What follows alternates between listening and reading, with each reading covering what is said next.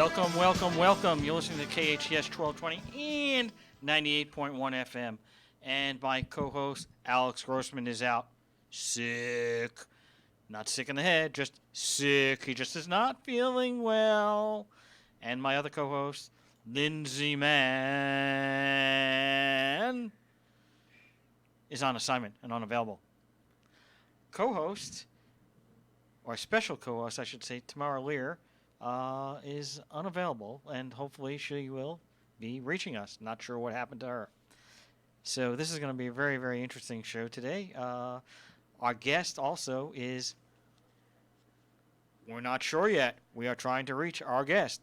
Our guest is supposed to be called in at 1 o'clock. We have not heard. Hopefully they will call. If not, you'll be listening to 1 hour of Ask Brien conversationally talking about business. What is the Ask Brien radio show? Well, the Ask Brien radio show, for those listeners who have never, ever listened to it, is a show put on the Ask Brien Inc. and Ask Brien website, AskBrien.com. Excuse me. And what does the E in Ask Brien stand for? Experience, effort, excellence. And I like the personally. I like the engineer part. What happened to empathy? Empathy too. I don't think you were empathizing. I'm not. You know what, Brian? I wasn't empathizing. You were just totally taking on. I took it on. I'm the engineer, so blah blah blah blah blah blah. You know. You're right. You called me. You caught me. That is just not acceptable.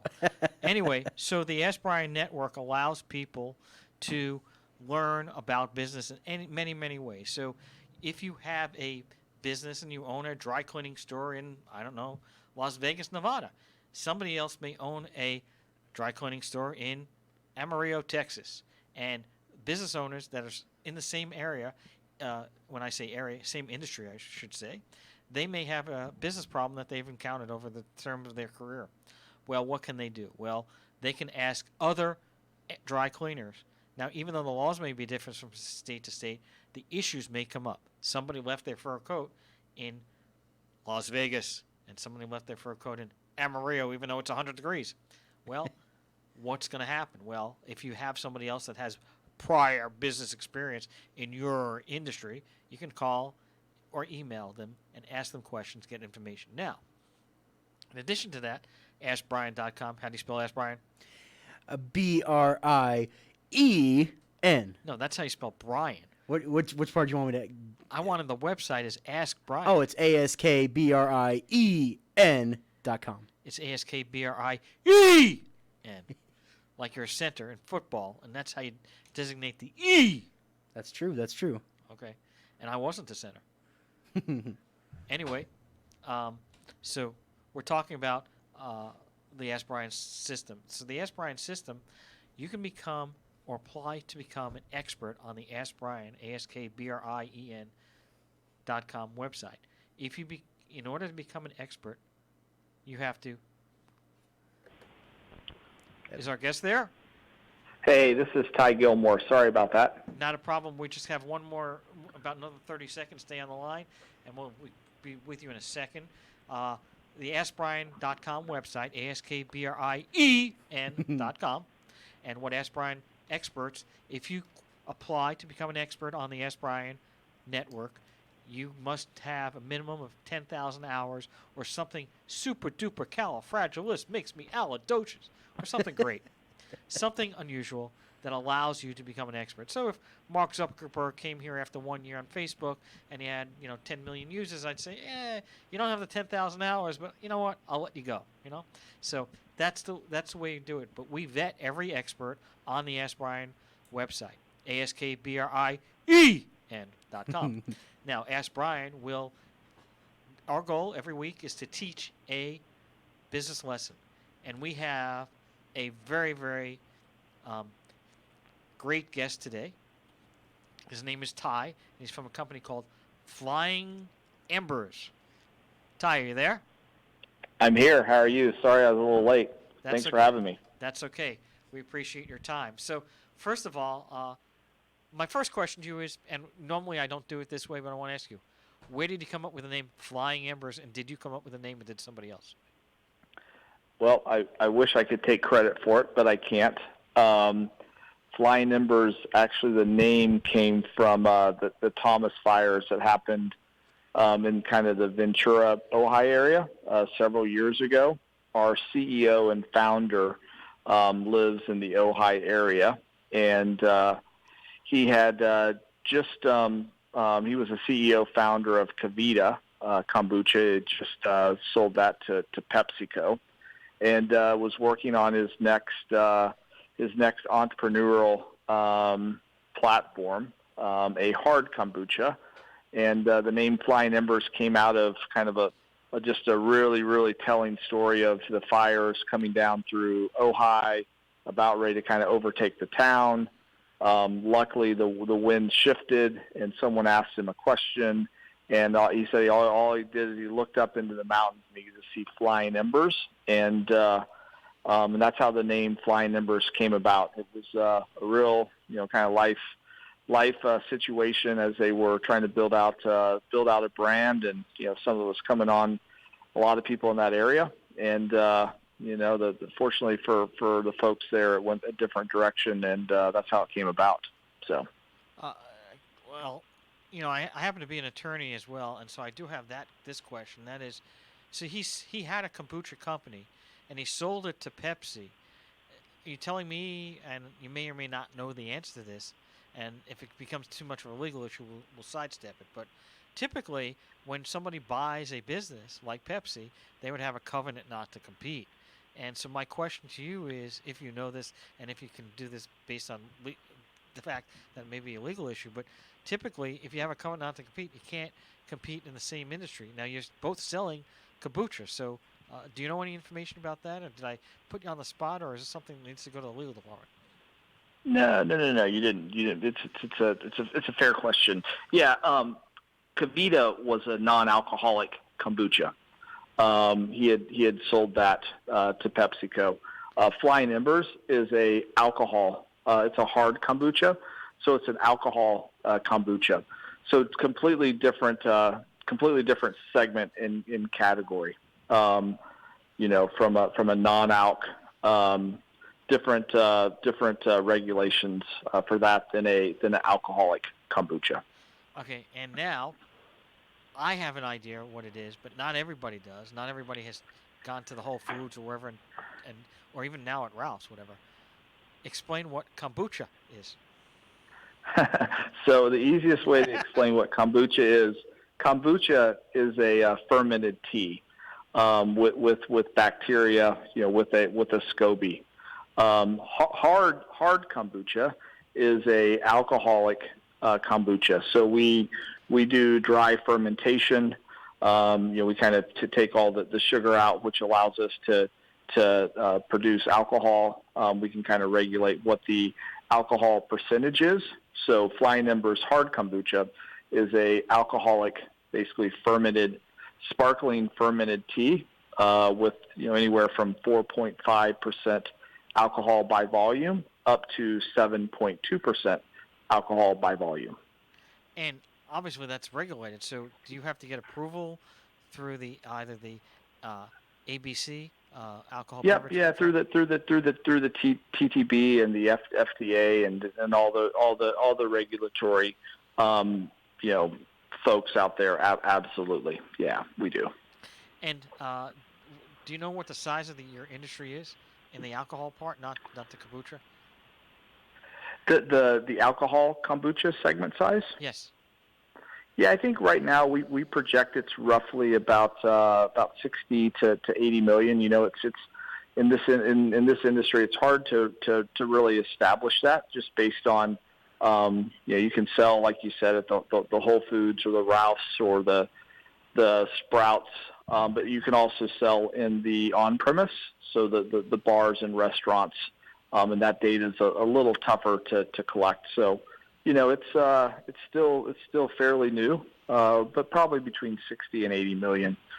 We estimate what the size of the hard kombucha category is.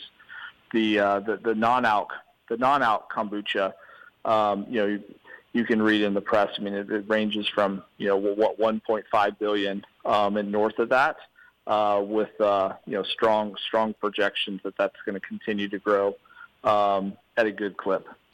Now, when was kombucha initially brought into the U.S. market, if you know?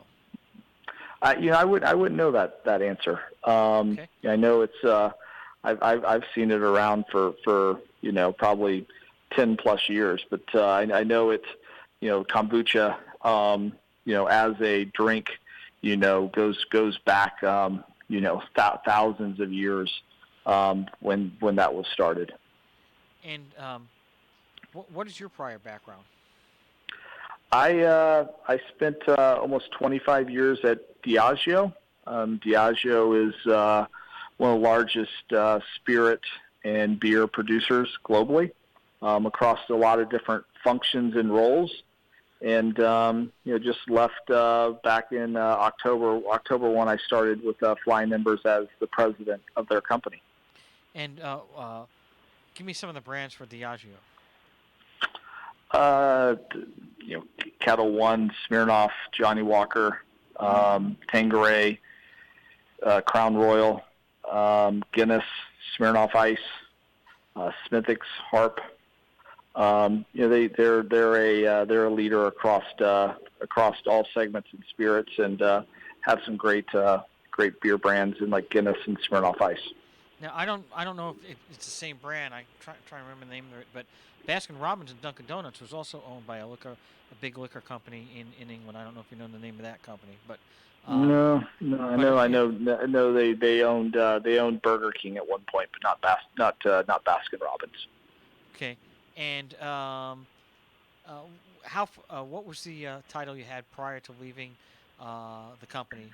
What was the title of your job? Oh, I was vice president of national accounts, commercial development, and commercial innovation. And was that for the U.S. or for Europe or the whole company or what? Yep, for the U.S. And prior to working there for these 25 years, did you work anywhere else, or that was your first job out of college or whatever? Yeah, no, I spent a couple years with Helene Curtis, which was part of Unilever right out of school.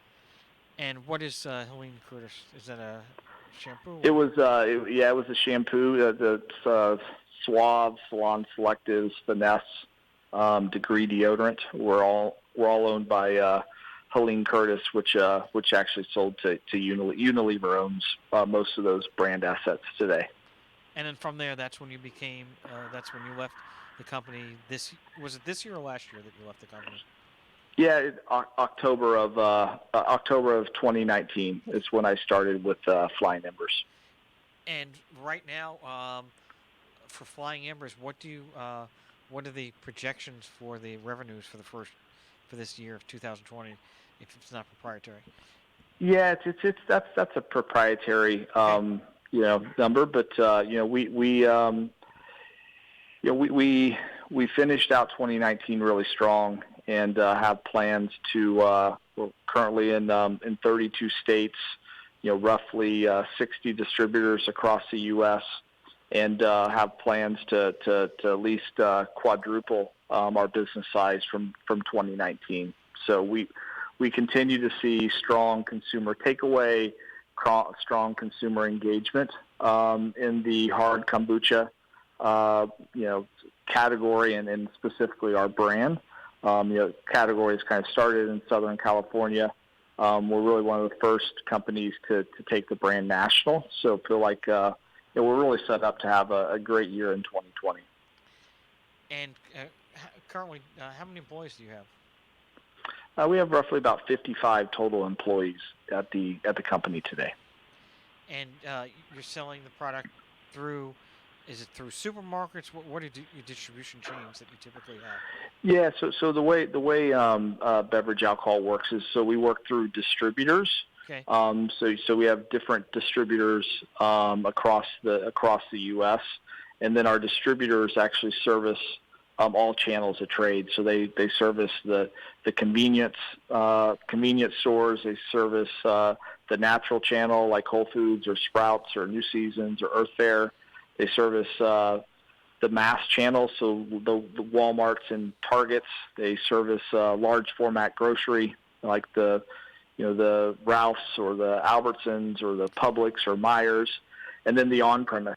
So, chains like Buffalo Wild Wings or Top Golf or, Tilted Kilt or the independent bar and restaurant down the street from where you live. And since these are alcohol sales, they can only be sold to people over 21. Is that correct? Yeah, absolutely. Yeah, 21 plus. And are you just selling in the U.S. or selling internationally? Nope. Right now we're just in the U.S. There's plans to look at expanding globally, but right now we're just in the U.S. And do you sell anything direct, or is it 100% through distributors? No, it's all through distributors. Yeah, it's all through distributors. And does the company have a website? Yeah, it's flyingembers.com is where you can find information about the company, about our brands, about our origin story. We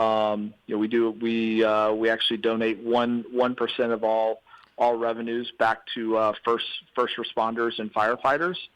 Just given kind of how the company started, so you can go on to flyingembers.com and see all that information about us. We have some new flavors coming out, so a lot of good information about our organization. Well, we're going to get to that when we come back from a break in a few minutes. But on the products that you have right now, there's no way that somebody could buy it direct. They'd have to go to a store that one of your distributors. So what happens if you decide you want to be selling in, I don't know, 7-Eleven or whatever store, and you don't have a distributor that sells to 7-Eleven, would you be able to sell it to 7-Eleven, or you'd have to find a distributor that would be willing to do that for you? Yeah, I think, let me try to answer that. Hopefully I answer your question. Yeah, I mean, if a consumer went into a 7-Eleven and didn't find Flying Embers, could they go onto our website and order the product?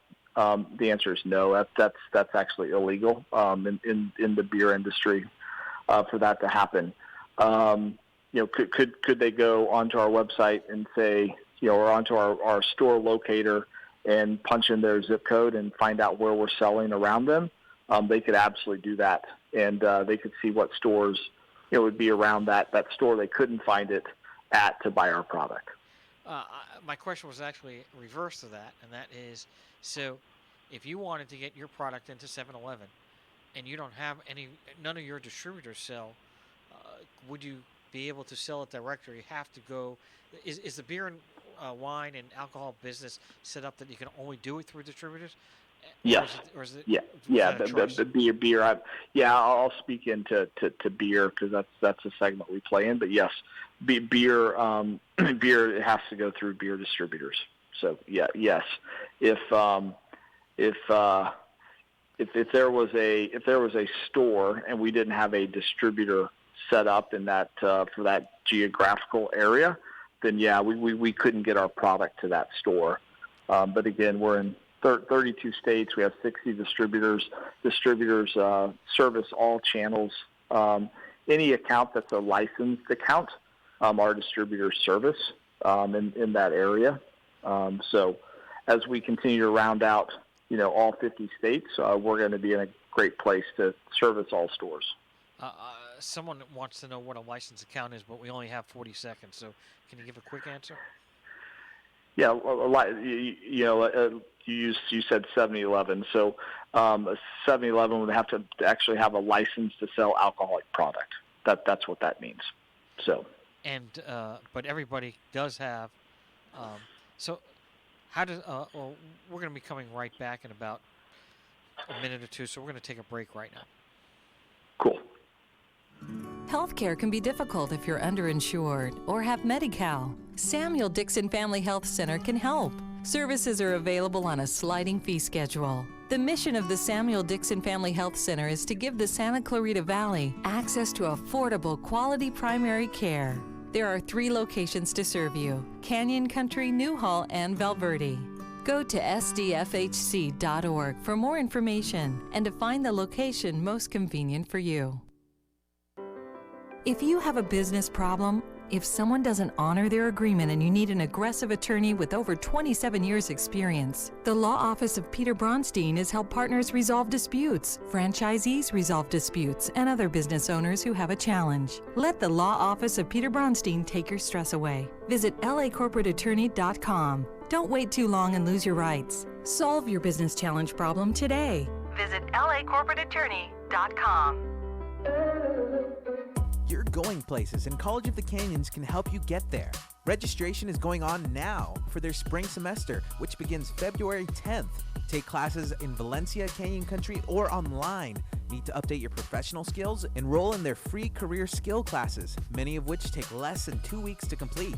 Visit canyons.edu/schedule for a full list of spring classes. You're going places with College of the Canyons. Save water and save money. SCV Water wants to help you find your fit and take advantage of conservation rebate programs that will help you save. Water your landscape more efficiently. Replace your lawn with water-wise plants. Conduct free in-home water surveys. Cover your swimming pool and more. Find the programs that fit your needs and start saving today.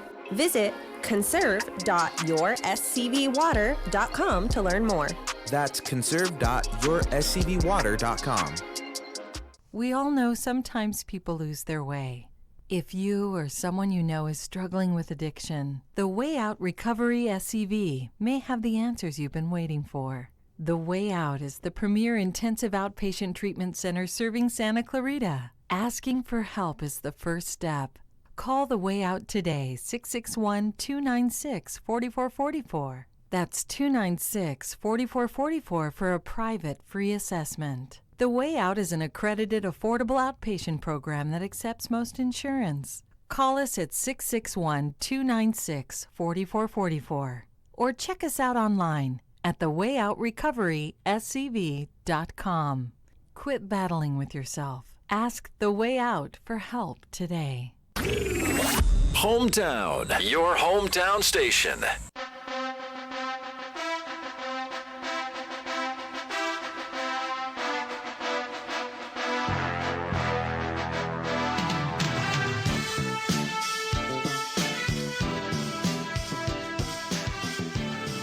Welcome back.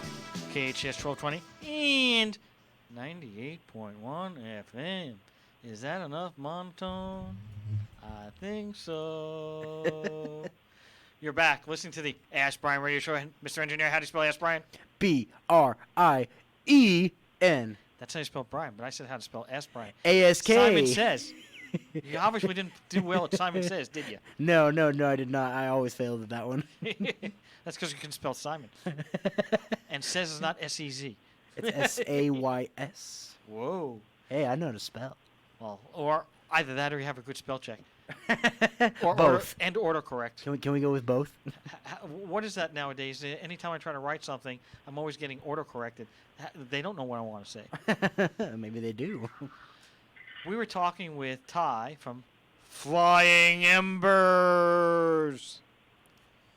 Are you there, Ty? I am. How are you? What an intro. Oh. Second intro. You missed the first one. Clearly. We do try to liven it up a little bit, you know. Awesome. I love it.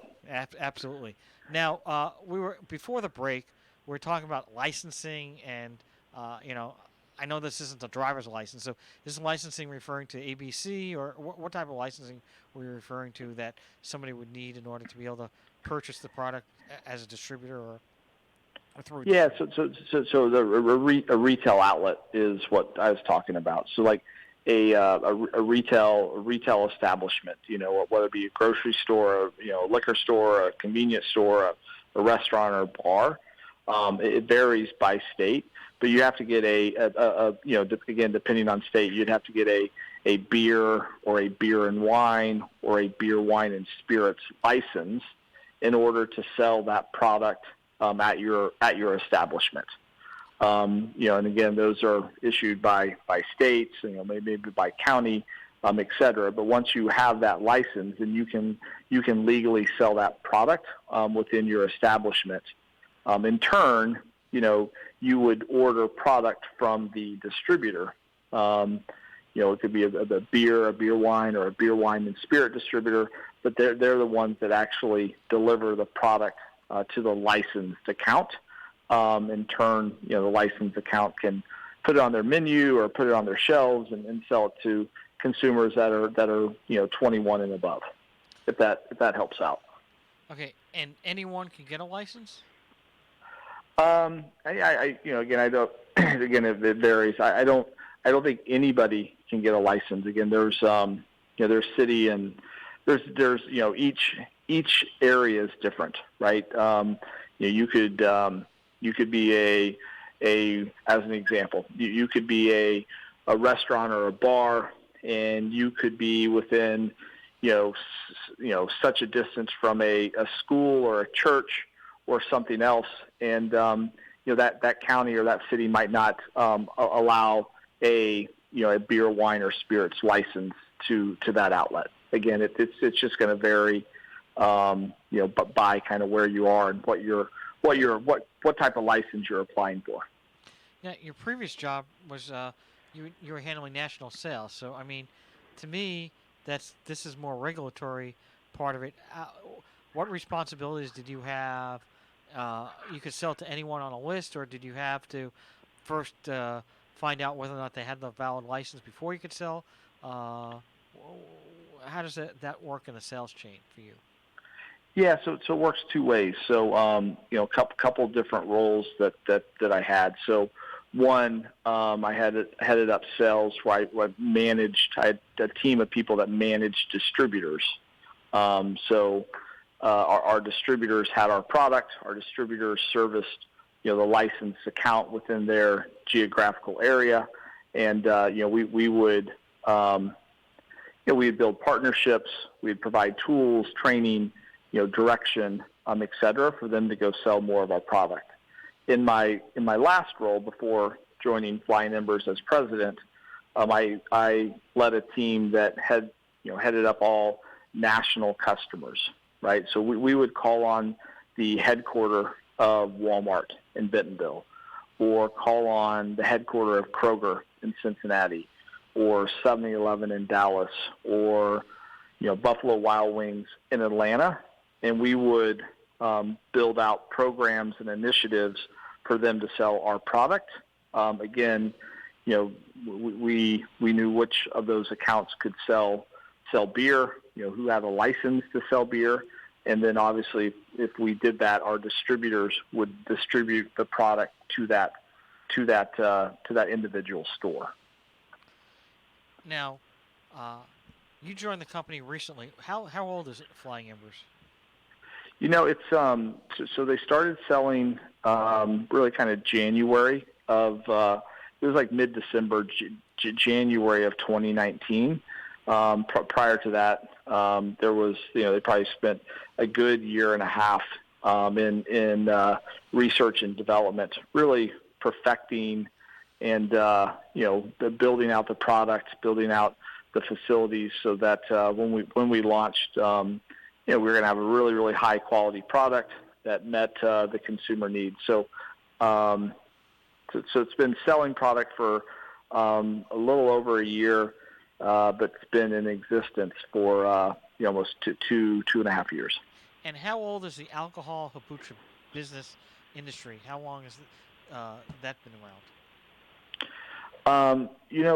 Kombucha non-alc is, I don't know. Yeah, right. I didn't mean to interrupt, but I'm talking about for alcohol. Yeah, the alcohol. I mean, there's been some companies. I know for probably the last 4 or 5 years at least. There's been companies that that have participated in the hard kombucha space.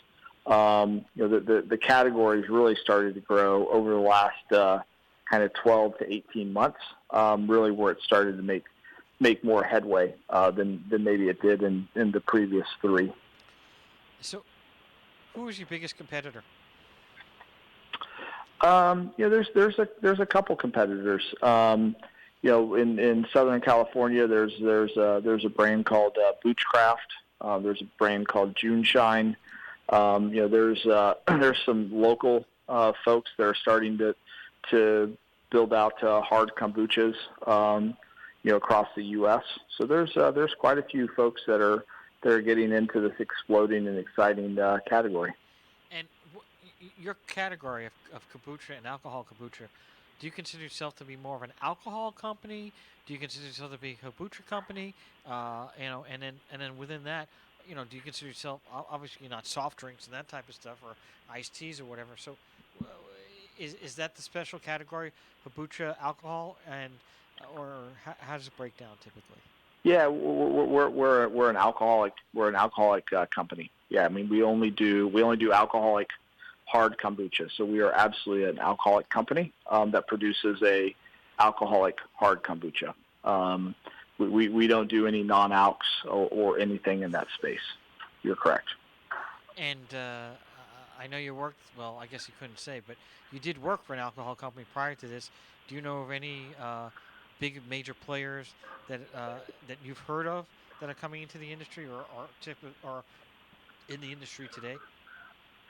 Yeah, I mean, I don't know what others are thinking. I think there's a lot of companies that I think, frankly, see an emerging consumer trend in better for you, and kombucha in the non-alc form is just within the name speaks better for you, and so. Being able to provide a alcoholic version of that, a hard kombucha, I think there's probably a lot of companies that are looking to get into this space. Well, kombucha, my understanding, has people getting into that partially for the health benefits. Is that correct? Yeah, I mean, I think a lot of consumers out there, see some of the benefits of again kombucha. That's why it's been one of the fastest growing beverages out there for the last several years. If you look at some syndicated data reports. And now the alcohol part, since you are an alcohol company, you're not competing, do you think, with the other kombucha companies?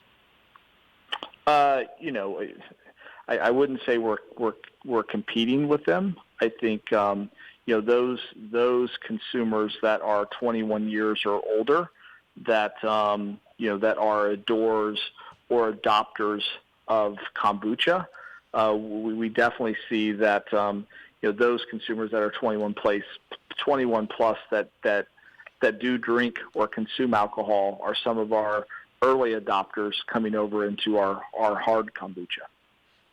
But no, we're not competing against the non-alcoholic companies that are just doing a non-alc kombucha. And what is your target market? It's a consumer, predominantly. The great thing about this is it's pretty wide. So we're seeing a lot of early adopters. They're 21 to kind of 39. It's probably a 60% female, 40% male. But we also are seeing, other consumers that like wine and see this as a great wine alternative. So they might index, kind of 39 plus. So, the great thing about this product is we're really touching all consumer groups, male and female, 21 plus, which when you find a segment that you can do that, that's really a good spot to be in. Now, for your advertising, are you doing this mostly online, offline, and word of mouth? I mean, we have a really clear marketing strategy. So we invest in a lot of experiential. So really liquid to lips. We do a lot of sampling. We participate in a lot of local and regional beer festivals. Better for you festivals where you can actually serve alcoholic product. And then we do a lot with some different venues and sponsorships where you have the kind of the right demo target there. And then social and digital play a really key role on how we're able to talk to our consumers, create kind of create doors and brand loyalty. Now, that's an interesting question online and digital and social media, right? Since your product can only be sold to people over 21, do you have to put some parameters in when you're advertising and marketing that, and is there even a category? I don't know. I'm not that familiar, but is there a category maybe that says over 21, or can you differentiate that so that obviously you don't want to be marketing to people under 21, and is there a way that you can do that through social media and digital? Yeah, I mean the way social and digital works today. So two things. One, I know if you go to flynumbers.com, you have to denote that you're above 21, right? Because we absolutely do not want consumers under 21 going on to anything associated with us. And then the way the social and digital works, it depends on the different means and what you can put out there. But there's definitely I call it marketing code of conduct that we have to make sure that we're on the right social and digital platforms where the majority of the consumers are above 21. And I imagine you're with all the social media things, anywhere from Twitter to Facebook to Pinterest to Instagram to all those things. You're all over there, whatever. What other digital media though? Where would you go to other than the social media stuff to try to? Yeah, I mean that's predominantly where again we're a startup, we're new. We have to make sure our dollars are working really really hard. So the platforms that you just mentioned, Pinterest, Instagram, Twitter. You'll find us predominantly on sites like that.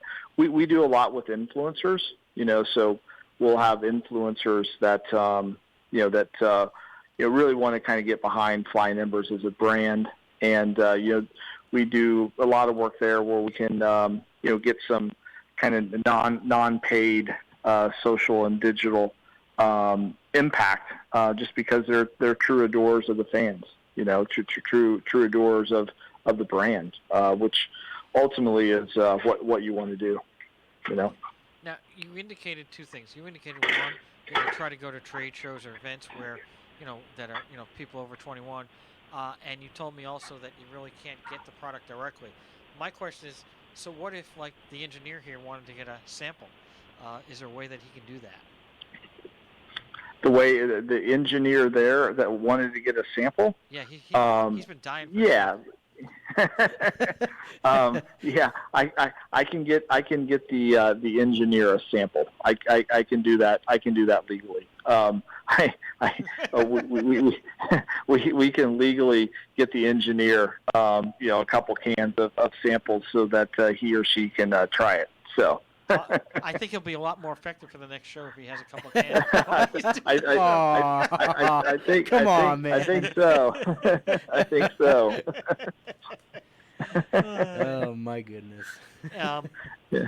But is that a having said that and jokingly said that, is there ability, where it's not the engineer, not myself, whatever, but somebody wants to get a sample, they don't know is there a list of where they can go to a trade show where they might be able to taste it to figure it out what it is? Do you offer coupons or Groupon or any of those things, or what? Yeah, we don't participate in Groupons and coupons. We don't do that. The simplest answer is, if someone wants to try our product, they go on to flyingembers.com. They go on to the store locator. They put in their zip code, and it'll bring up a list of stores where they can find our product and, which flavor they can find, right? We also post on flyingembers.com, in any events, beer fest, et cetera, that we're doing, and they can find that right there. So that would be the easiest place to do it. The other way would be to, we try to respond to all social and digital, traffic that happens out there. And so if a consumer, is really just having a struggling time finding our product, and they want to let us know, where they are or why they can't find it or where they shop, we try to do our best to guide those consumers to somewhere where they can purchase the product. And the distributors, they can sell. So a distributor basically has like their own territory. Is that correct? So like maybe this. Correct. Yeah. So they're selling within that territory. They may even be selling to Ralph's and to Vons and to Gelson's and all these. Yes. They can sell to anyone they want, and they have the relationships. Now, what about shelf space? How does that work? Yeah. Again, it depends on the customer, right? So if you're talking a customer like Ralph's, which is part of the Kroger chain, those decisions are made predominantly back in Cincinnati, and they go through category reviews, a few times a year, and they kind of determine what items that they want on the shelf, and then the distributors will execute against that. In other stores that might be just a independent store, they might own one or two liquor stores or convenience stores or small grocery stores. Again, it's generally the owner of that store that makes a decision, works with the distributor that determines, what goes on the shelf. We have about 20 seconds left before we take a break. So my last question before break is, obviously, I would think that this would be a seasonal product and sell better in the summer, but I was just guessing. What do you think? Yeah, it's actually not. It's I can put it this way: we're having one of the best months we've ever had, and it's January, which is generally a pretty low volume month. So it's refreshing, yes, but just given that it's zero sugar, zero carbs, adaptogens and better for you, we're finding that it doesn't have the seasonal index that you might think it does. And we're going to be right back. Thank you very much. And now, a cooking tip from Keith Mowry of Bob's Country Meats. Cooking brisket is simple, whether you do it in the oven or on the grill. Okay, briskets come out nice. You want to brown them up real good on the barbecue over medium heat. Season them up however you like. Wrap them in foil. Put them on the other side, go down to a low temperature, low heat, and let that go for about 2.5, 3 hours, just on low with the lid closed. For the tastiest brisket in town, visit Bob's Country Meats on Soledad in Canyon Country.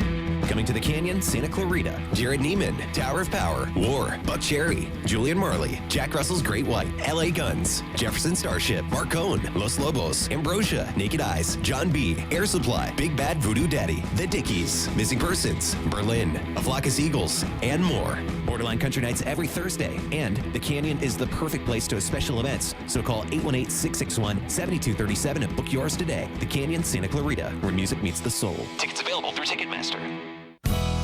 California Credit Union, the only credit union in Santa Clarita focused on our educational community. California Credit Union offers low rates on loans for personal and business services, along with financial services for teachers, students, staff, and families. Free checking and very low new and used auto loan rates. California Credit Union, your personal credit union, located in the River Oak Shopping Center next to Target. Visit us and open an account today. Insured by NCUA, an agency of the federal government. Finding the right lawyer can be a challenge, but in Santa Clarita, there's no need to search when there's Hacker Law Group, Santa Clarita's premier litigation firm. Jeffrey Hacker has represented celebrities, financial institutions, accident victims, real estate developers, realtors, contractors, businesses, nonprofit organizations, and other individuals and companies with their legal challenges. Mr. Hacker is one of Santa Clarita's leaders, consistently listed as one of our most influential. When everything is on the line and you need legal counseling, visit hackerlawgroup.com. MB2 Raceway, fast, high-performance kart racing at LA County's only indoor electric kart racing facility, and you're the superstar driver. Motocross legend and DEI driver Ricky Carmichael and Team Andretti Green's Brian Herta race in MB2 when they're not fighting it out for world championships, and so can you. MB2 Raceway, located between San Fernando and Santa Clarita Valleys, where the 5, the 210, and the 14 freeways meet in Sylmar. It's MB2 Raceway. Dial 1-866-986-RACE. That's 1-866-986-RACE. MB2 Raceway, where racers race. It's like no other station I've ever listened to. It's great. Your hometown station.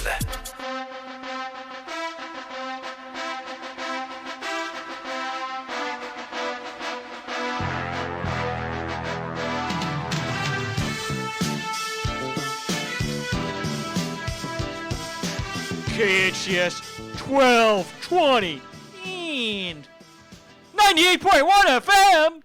Wow. Engineer, you're very loud today. Did you take some kombucha? Apparently I did, Or maybe took some Flying Embers. Flying Embers, yes, indeed. One of the two.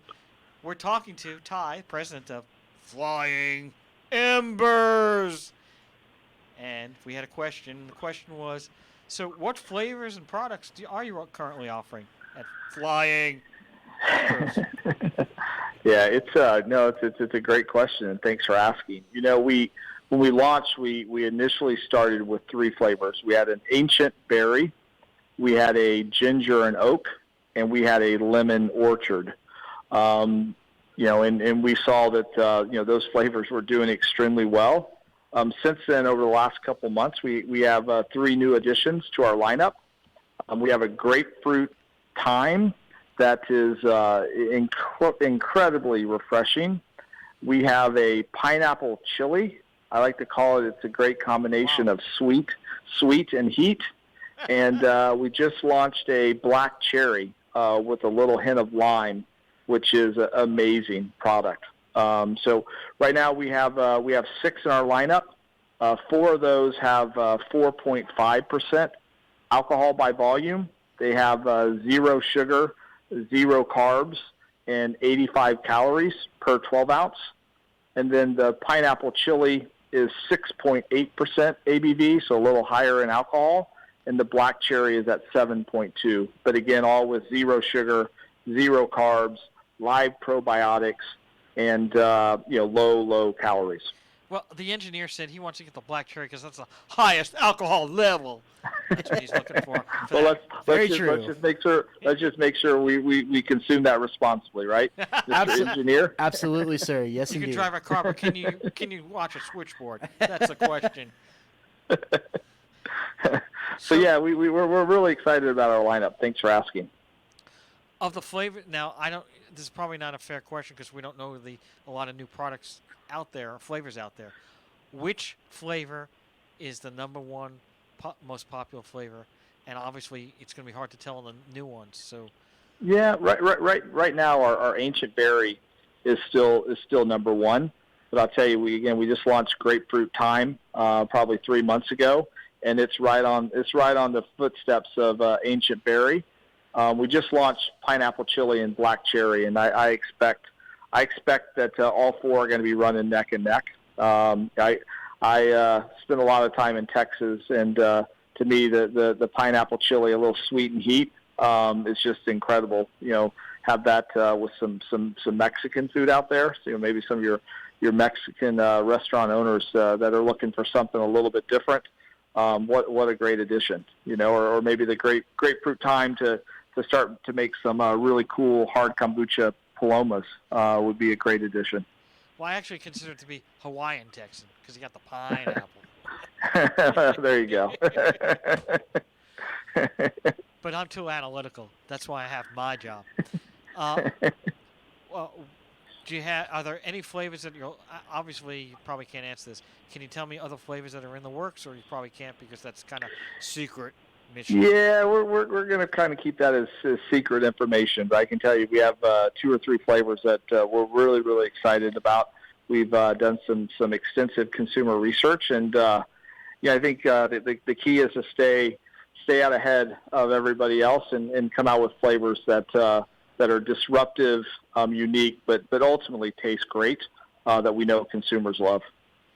And how do you determine success?